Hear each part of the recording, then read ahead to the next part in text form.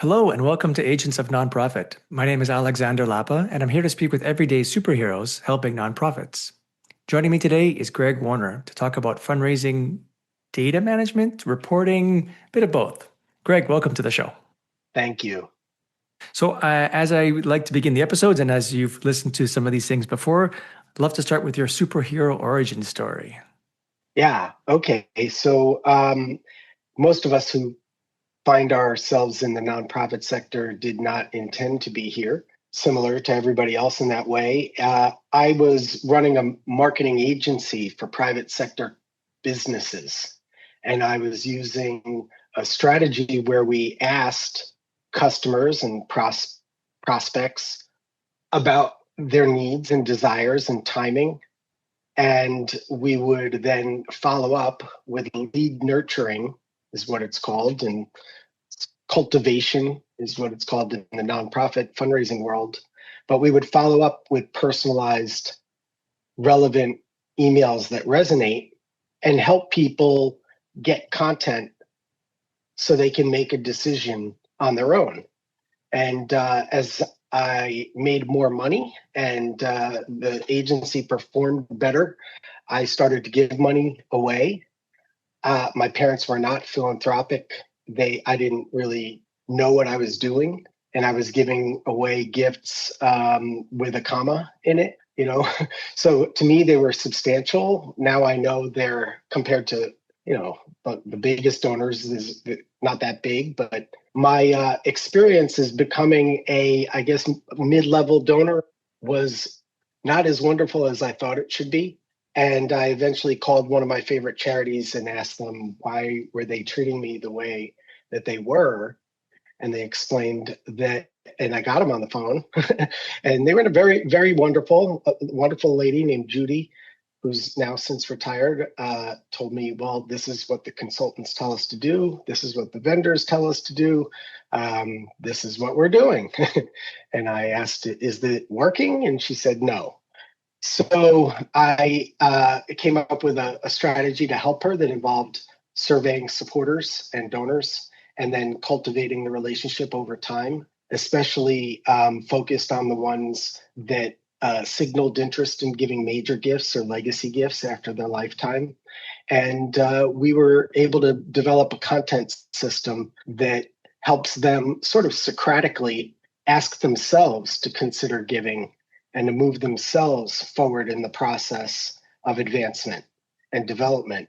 So after that first one that I did for free, we got referrals and the business started growing, and I realized I needed to build our own technology rather than depending on others. So now, 17 years, in fact, this week was the 17th anniversary of my business, although we didn't really go into the nonprofit space until a few years after we started the agency. So here we are, still rolling. Awesome. I really love the fact that you called out the charity to find out what was going on. Like, feedback like that is rare and precious. Like for every, I forget the exact number, but there's something like for every complaint that an organization receives, there's at least 10 others that were not transmitted. So any feedback, whether it's positive or negative, should be taken as gold information. So I'm happy that you were able to, happy you did that, and happy they were able to do something as a result of that. And then the second part I wanted to call out was there's always this sense that existing donors, there's always a gold nugget in the rough. I've heard stories of, for example, a donor that's capable of donating a lot more just starts off with something really maybe noticeable, but not significant as a first time donation, just to see how the reception is of that donation. And if there's nothing, if it's a very cooled off or very standoff approach, then they might not ever donate again, but they have the capacity to donate a lot more. So being able to find these kinds of nuggets, these gold nuggets in the rough, I think is extremely interesting, and a lot of organizations would love to find it. So being able to look at your existing donor base for those nuggets as opposed to getting new ones, I think is a general strategy that, if you can help them with that, it's a win for sure. Well, feedback loops are powerful, as you just said, and but they're hard to install, so to speak. A lot of people treat a feedback loop like it's a research tool. And of course, the survey is a feedback loop, but there's also chat tools and there's phone calls and there's all kinds of ways that you could gather feedback. The survey is the easiest and it'll get the most response, the quickest.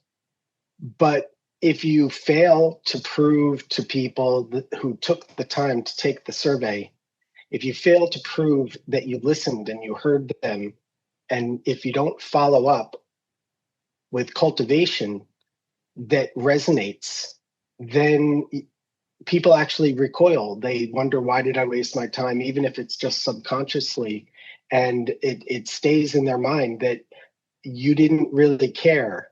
And that's the problem with feedback loops in the sector, is folks tend to think that they're research projects and they use them in a transactional extraction oriented way that's very organization centric. In other words, we want information, so we're going to go extract it. And it doesn't matter what the donors feel, what the supporters feel. So I caution people, be very careful. There's a big difference, frankly, in the part of the brain that lights up when you get outreach for feedback from your charity than what happens when you get outreach for feedback from a consumer product or service. So you have to understand that psychology and that science and be careful with your feedback loops. They're really offers of engagement to begin a conversation, not to just gather research and present a report to your boss. Totally agreed. And it was, I forget the exact context of it, but at some point in time, you decided to create what you call the Fundraising Report Card. Could you tell us a bit more about that and why you decided, what inspired you to create this report card? Yeah, well, there were a few things happening way back then, and that was about 10 years ago. So I think it was in 2015. I had become friends with a great man named Bill Levis, who had worked at the Urban Institute for some time, and then he created what's now known as the Fundraising Effectiveness Project, which puts out data every quarter. On the state of the sector and fundraising effectiveness. At the same time, we were playing around at MarketSmart with offering a 10-to-1 return on investment guarantee. And a lot of people, when we first started doing that, and I still now say that's kind of unbelievable. I don't think you can really guarantee that, and so on. So we wanted to become more data oriented. In other words, we wanted to be able to look at a organization's fundraising performance and then be able to compare the before with the after so that we could prove to them what's happening and the value. Meanwhile, I was building a relationship with Bill because he just happened to live near my office. And we would go, and he loved Indian food for lunch. So about once a month, we would go to a little Indian restaurant that had all you can eat buffet. And we would sit there and we would talk about the state of the sector and fundraising performance metrics and so on. And he had this program where he would take data files and assess them and understand them and put out the reports. And I just looked at it and I kept saying to him, why don't you just build this with better technology so that it's up to date? You can create comparative peer benchmarks. It's always in real time. Like as soon as the quarter ends, the data is there for people to compare. And we got close. He inspired me to start building it, but then it didn't really quite make it through. I guess let's say the leadership team of his project was really not interested in technologizing it or allowing me to technologize it. I don't know what happened there, but he said, no, just go do it on your own. So I did. And at first we charged money for it just to pay me back for the cost of building the software. And then we made it free for about 10 years, and it's still free now. However, we're going to probably make it sort of a hybrid where there's some free tools. And then if people want deeper dives or other, for instance, the comparative benchmarks, we'll probably put that behind a paywall. Yeah, the freemium model is a great way to, from a product perspective, where people can get a portion of the functionality for free, and then if they want the advanced features, then they have to sign some kind of subscription. I was wondering if you could share a bit more about the logistics of it. Like, is this a tool that people just log in, create a user, they're able to upload information to your system that does comparisons? Like, what is it? How do they download stuff, or is it already there? They just have to be able, they can access industry standards. If you could just speak a bit about how the mechanics work. Sure, but there's two ways to get your data in it. Either you download, export, it's really 4 data points and drag and drop them into the app. Or if we're integrated with your CRM already, then you just get an API key from your CRM and it syncs automatically every day. The 4 data points are very simply donor IDs, all the donor IDs, all of the donation IDs for each transaction, the amounts of each donation, and the dates. Those 4, it's usually a fairly common pull for folks. Hopefully the easiest one that they would download. And it's just kind of magical. You drag and drop it and boom, you get all these amazing charts. So, I mean, just to summarize, what kind of charts are we looking at or able to look at?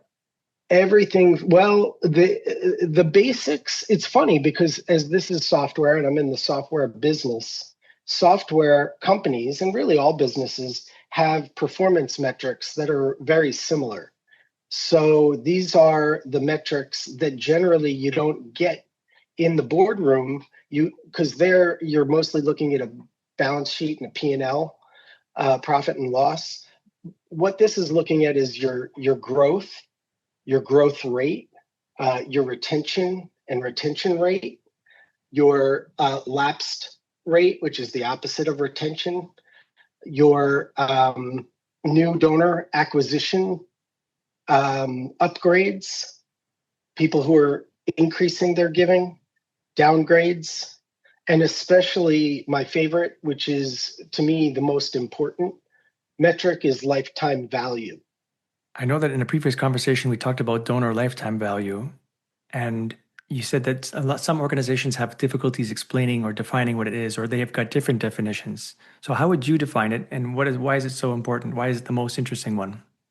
Well, all of the metrics that I listed prior to that are looking backwards. How many donors did you lose in the recent past? How much revenue did you generate in the recent past? Lifetime value is a prediction tool, really. It looks at the lifespan of each donor, the average donation amount, and the frequency of the donations.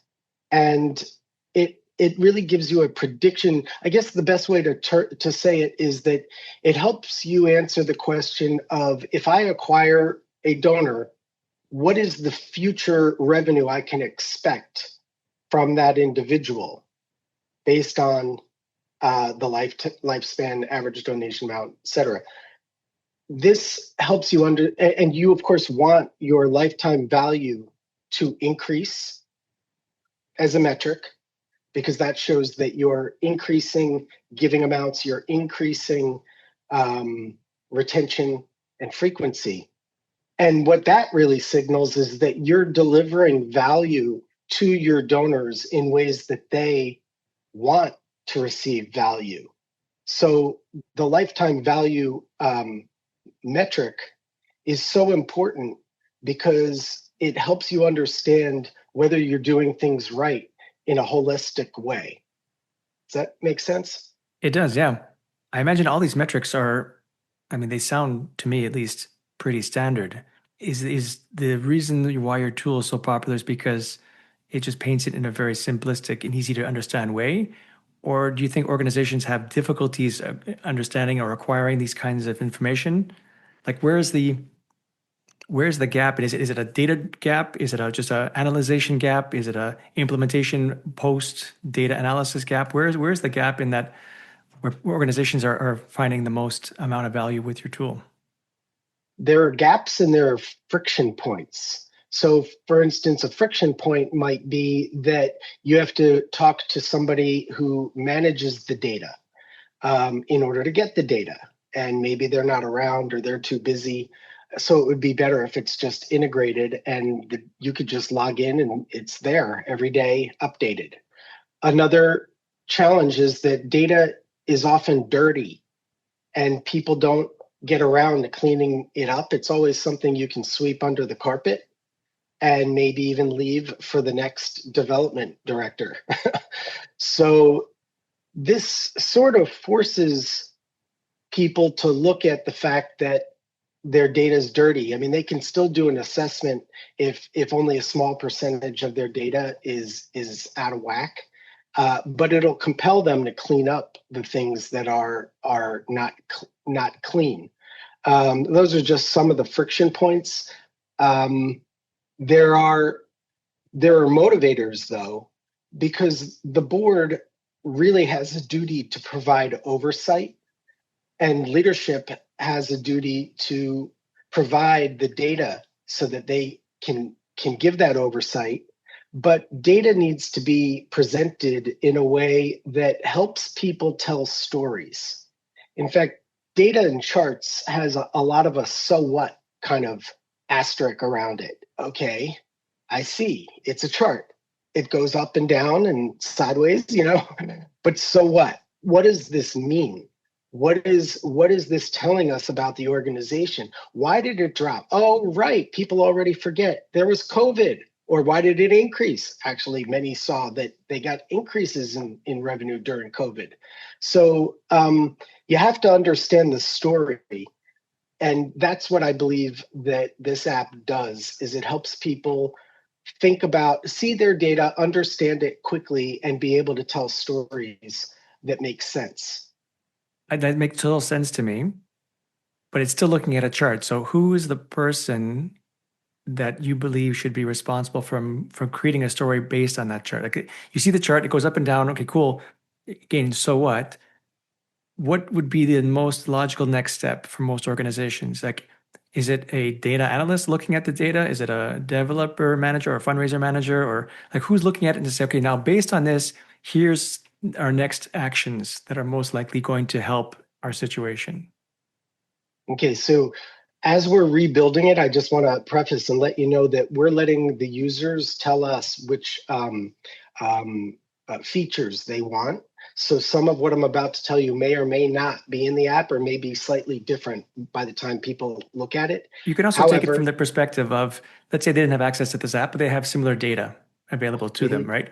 It's more of a question like along those lines. Along those lines, it's great that you should have or may have a future coming up that will do that for them and tell here are suggestions now based on that. Maybe there's an AI, but is that? And I kind of threw out the clue there, but is that what it's about? Is like taking that chart and throwing it into AI and saying, okay, based on this, what can you tell me? Like, who is the individual or entity making the transition from chart to then here are recommendations to follow to improve the situation? Yep. So there's really three inputs, I would say, or outputs that help tell the story.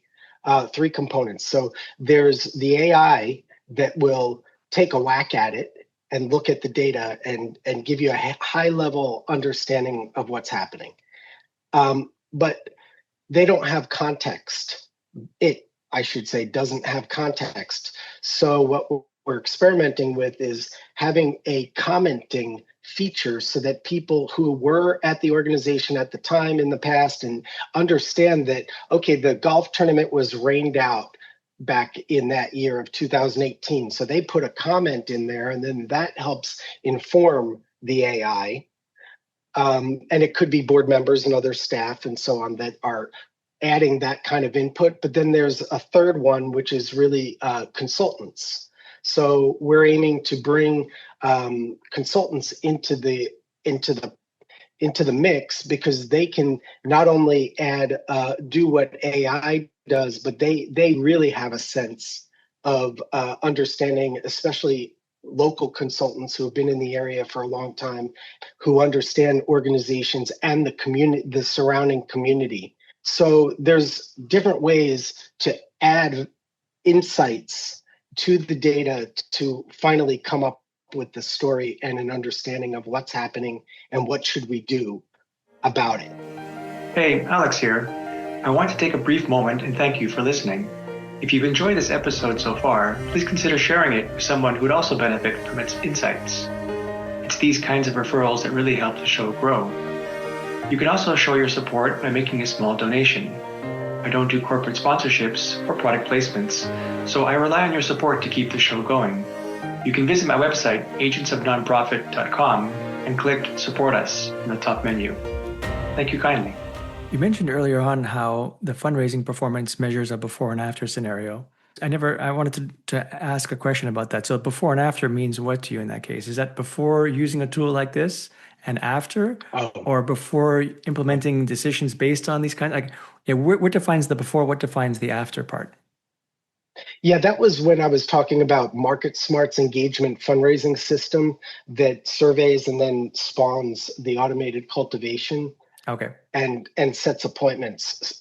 So because that has a 10-to-1 ROI guarantee, we would assess where an organization was, and then a year after they have been using our system, we'll show them the difference to prove out that they got the ROI.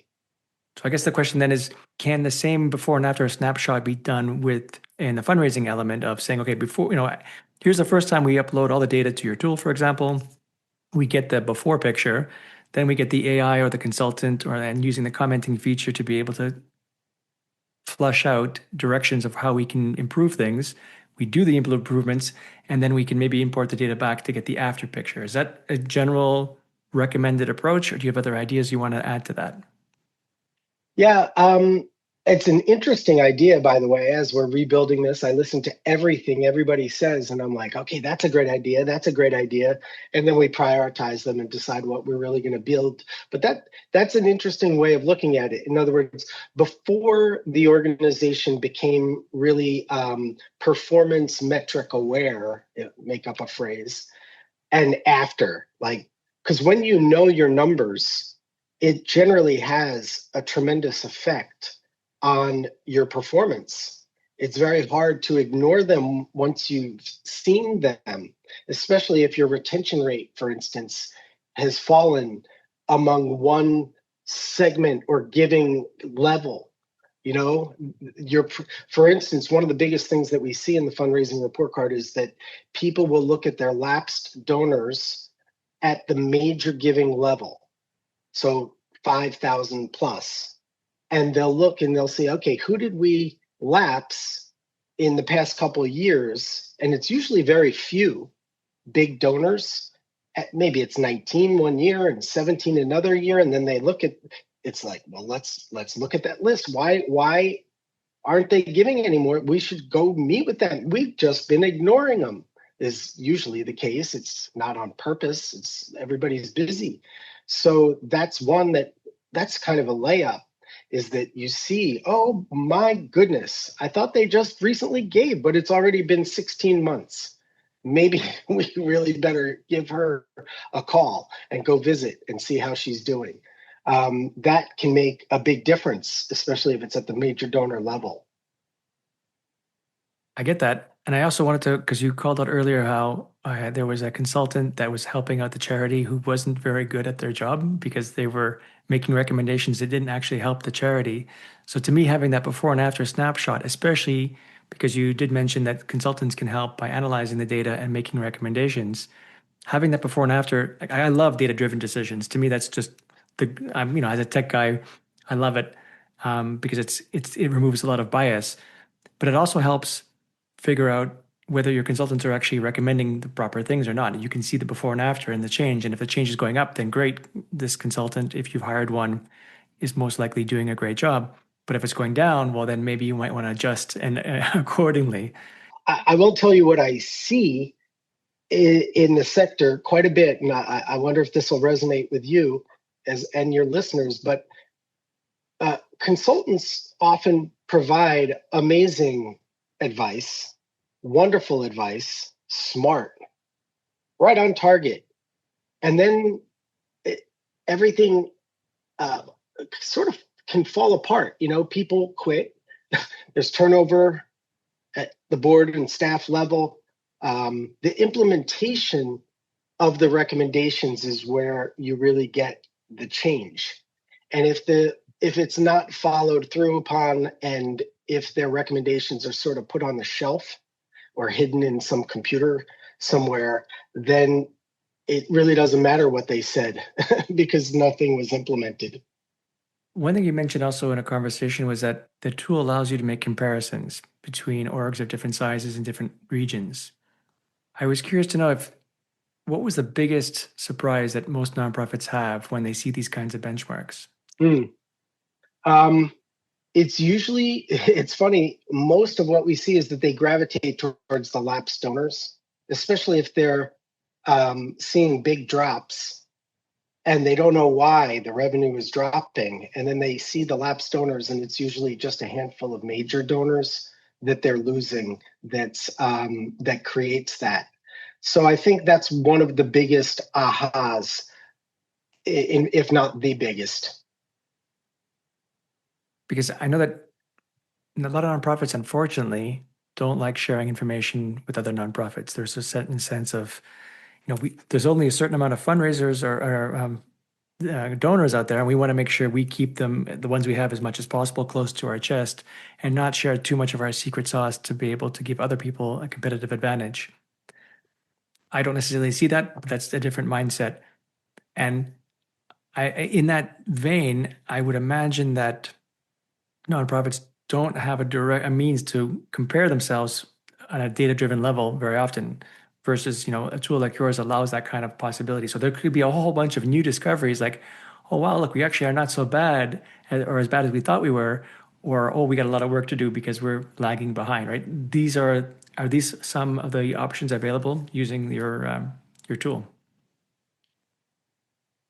Yeah, and the first of all, the benchmarks don't reveal the names of the Right. organizations, but they do present them in terms of a peer level category. So it's not just education, but it could be K through 12 private education. That's what people really want to see anyway, is the peer level benchmarking. And of course, it's private. We would never list who the organizations are, but I'll also tell you that it's rare that an organization is either doing well or doing poorly. It's not so black and white. They often are doing very well in one area. Like they may be doing really well with acquiring new donors and mostly low dollar donors. But then on the other end, they see that they're also churning them because the average is about 17% retention rate, which is less than 1 in 5. So the question that leads to then, well, hold on, let's look at the other levels of giving and how are we doing with our retention rates among those? And usually the major donors are retaining it at least twice the rate of the low dollar donors, which kind of makes sense because major donors often are going to get better treatment because they actually have to meet in order to talk about giving assets. They're going to build a real relationship. It's not just from a mailbox or from email or social media. So that deeper relationship turns into retention. But then it could be that they're not retaining those. So there's all kinds of levers that people can start to pull or at least analyze when they start seeing this data. It can be quickly quite overwhelming, especially if you don't have the help of others in the organization to look at the data and remember what happened in the past and the stories associated with it. You've mentioned a couple of times now about the major donors for most organizations sticking around. And there might be a bit of movement there, but it's not as much, or it doesn't seem to be as much as the low-level donors. They're very like this, not the mid-level, but the low level. In knowing that, and knowing that maybe the lower levels, the smaller donors have more churn and upsizing, uprooting and moving around. The mid ones are somewhere in the middle, of course, and the major ones are now sticking around for the most part. I know I've heard multiple times from multiple people that tends to be a current trend. Based on what you've seen, any recommendations or strategies you can suggest to organizations to say, well, if this is the state of affairs, here's what I would recommend, or any other insights you would offer in that regard? Well, I'm going to go from, let me first say this in terms of sort of fundraising speak, is that the easiest solution is to provide stewardship, right? So if you steward your donors, if you show them the impact of their gift and you report that, then you're more likely to retain those donors, as every consultant will probably tell you. But I'm going to give it to you the Greg Warner way from growing up in marketing and understanding how money is exchanged. Money is always exchanged, whether it's in the private sector, commercially, or in the nonprofit sector. Money is always exchanged for some sort of value.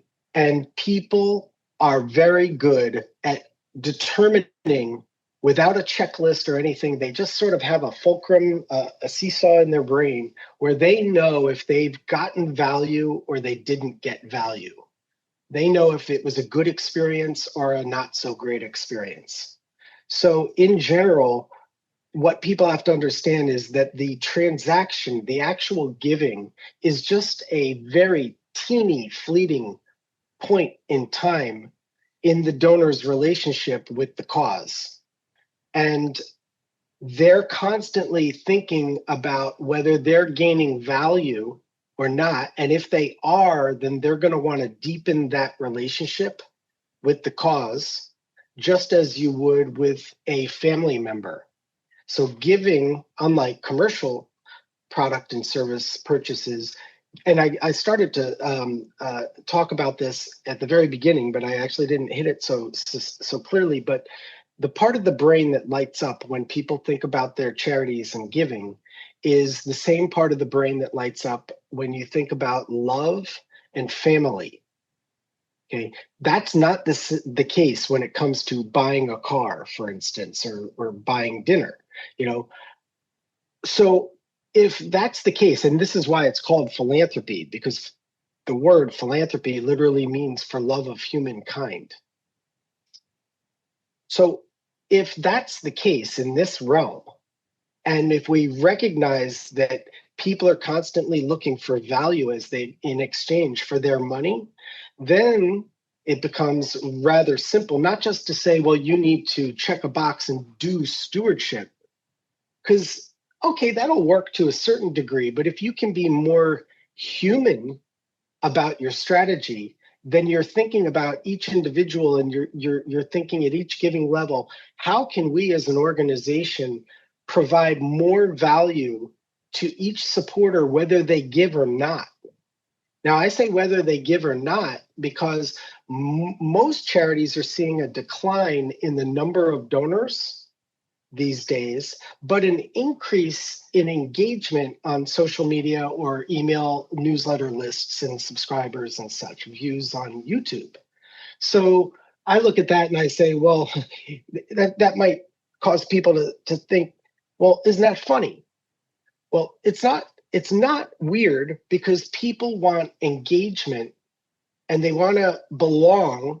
They find meaning from being a member or a part of something greater than themselves. And if they give, they find even deeper meaning and purpose. And that part of the brain lights up where they're feeling love and belonging with other humans, part of a community. And by the way, that community also aligns with their values and the intersection of their life story and the cause, like whether it's a doctor that saved their mom's life or a professor that changed their life, right? This life story happens. So all of this is being calculated together. And the key is to insert feedback loops, provide people a off-ramp from the transactional and an on-ramp into the relational, And that doesn't mean that they should then be solicited or ambushed for a solicitation right away. It means that now you have a chance to grow their deeper understanding of how they can be the person they want to be through deeper association. That might lead to, for instance, volunteerism or advocacy, right? So content and is really the name of the game. I actually have been saying since I got into this that I think we need to spend less on the low dollar acquisition solicitation and more on just acquisition of engagement. And then you need to cultivate that engagement and deliver value through storytelling that basically says people like you do things like this and associate with this organization and come join us. Now, I'll add to that just one data point from what we've seen in the fundraising report card over the years is that when on average, and this is big average with 27,000 files we have, is that on average, new major donors, people you would think, okay, those are the people who are moving up from a low dollar or mid-level donor to becoming a major donor. Well, yes, that's true, but it's only 75% that go up that way. 25% of new major donors seemingly come from the ether. And they start right at a major donor level, having never given again. So what that tells me is people are out there lurking and they're gaining value over time until the time is right for them, where something happens in their life and they ask themselves, it's really a Socratic process where they connect the dots and they realize that their life story intersects, their values align, they want to be part of this community. This is the time, and they want to make impact. And when that happens, it's like magical. And even organizations will report that they get these bequests seemingly out of the blue. Well, it's out of the blue to you. It's not out of the blue to the supporter. It's just you probably failed to ask for their feedback and inquire about whether they would ever even consider that kind of legacy gift. And the truth is, the data shows that if you had inquired about that and found out that they considered it or even did it, you can increase the size of the gift by 400%. Because now that you know that they did it, you can actually treat them better, and people change their gifts at the end of life. They usually remove organizations from their estate plans and increase gifts to the ones that paid attention and treated them better and delivered more value. That was a lot. Did that make sense? It did. Yes, it totally makes sense. And the idea of coming in as a sudden major donor reminds me of what's called the zero moment of truth, where people are doing research about you and making a decision before they actually make the decision. And there's like a whole concept around it. The idea being is that you want to, there are factors that are happening beyond your knowledge that you only become aware of once they make a buying decision or a donating decision in this case. And it's important that you are expressive of who you are as an organization to be able to attract those kinds of people. At this day and age, people hit reviews a lot before making a decision. So they might come in as a major donor, but there's a lot more that happened behind the scenes that you didn't know. And being able to offer that to someone is important because, yeah, you're right. You said it was 25% ish of people come in straight away. So yeah, it's that zero moment of truth. I'm doing a quick Google search. I didn't want to spend too much time on it, but the idea is that I recommend listeners read up on that. And I totally agree with the whole story part and residents and stuff like that, because I had a personal experience recently. For the first time, I was doing actually my own peer-to-peer fundraising for the Canadian Cancer Society. And it was the first time that I asked for people for donations. And I was inspired by a particular personal story. But the idea is, after the whole event happened and I was able to raise actually a significant amount of money, considering it was my first time, I was put onto various mailing lists from the Canadian Cancer Society, but they were more like informational stuff. It wasn't like hey, great, thank you so much for participating. By the way, can you donate more? It was like, here's what we've been doing, here's what we're going to be doing.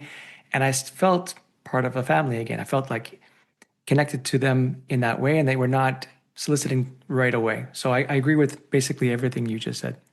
This harkens back to the beginning of our discussion where I was talking about making sure you don't use the survey as a research tool purely, but rather as an engagement tool to begin a discussion where people uh, can give you an opportunity to learn about them, and you can respond and show them that you heard them.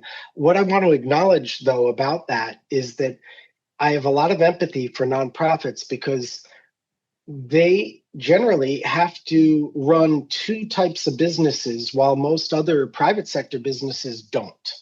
And what I mean by that is that, I mean, if you're selling, I don't know, if you're selling high priced services or you're selling high priced cars, I mean, any car really, that's a rather a deliberate decision making process that one's going to go through. It's usually not impulsive or transactional, like just going into a store and buying a sweater.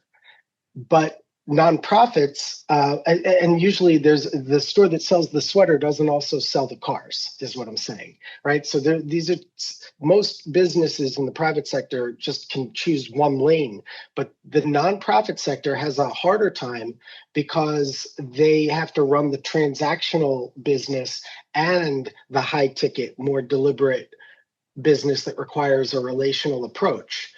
It's very hard for people and an organization to pivot from one to the other. And however, all of the transactional work really should be done with the idea of delivering value so that people will move themselves from one giving level to the next and upwards into the more relational one. So that's my recommendation for organizations, and has been since I fell into the space as just a dopey marketing guy who didn't understand anything, and I was told so. you know. So, leaning into the superhero theme of the podcast, I was wondering if you had some kind of magic wand that you could wave around and change things or fix things in the nonprofit fundraising area, what would it be? I think that most organizations, especially the smallest ones, the smaller ones, really need to take on more of a venture capital search mindset. So, in other words, a guy like me, and I didn't do this because I self-funded this business. I happen to have the money, thankfully, from other businesses that I exited. But most people who start a nonprofit need seed funding or venture capital funding to really get the thing going. And instead, they of doing that kind of relational approach, they opt for sort of the bake sale approach.